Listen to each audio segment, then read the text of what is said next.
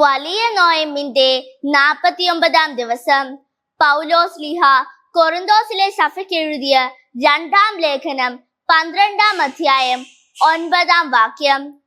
അവിടുന്ന് എന്നോട് അരുൾ ചെയ്തു, നിനക്ക് എന്റെ കൃപ മതി, എന്തെന്നാൽ ബലഹീനതയിലാണ് എന്റെ ശക്തി പൂർണ്ണമായി പ്രകടമാവുന്നത്.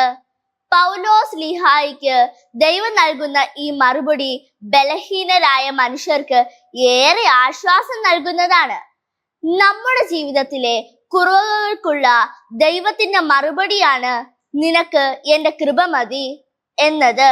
നാം എല്ലാ തരത്തിലും ബലഹീനനാണെങ്കിലും നാം നിലനിൽക്കുന്നത് അവിടുത്തെ കൃപയിലാണ്. നമ്മുടെ ഒരു പ്രയാസത്തിലും ദൈവം നമ്മെ കൈവിടുകയില്ല. മറിച്ച് ദൈവത്തിന്റെ കൃപ നമ്മുടെ ജീവിതത്തെ ശക്തിപ്പെടുത്തും. നമ്മുടെ പരാജയങ്ങളിലാണ് പലപ്പോഴും ദൈവരാജ്യത്തിന്റെ വിജയം പ്രകടമാവുന്നത്. അതുകൊണ്ട് ഒരു കുറവിലും കഷ്ടതയിലും നാം നിരാശപ്പെടേണ്ട.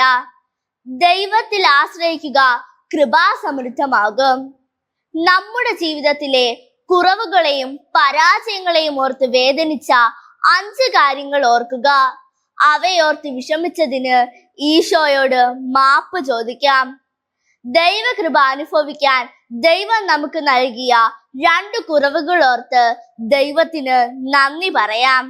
ദൈവമേ, എനിക്ക് അങ്ങയുടെ കൃപ മതി എന്ന് ആവർത്തിച്ചുരുവിടാം.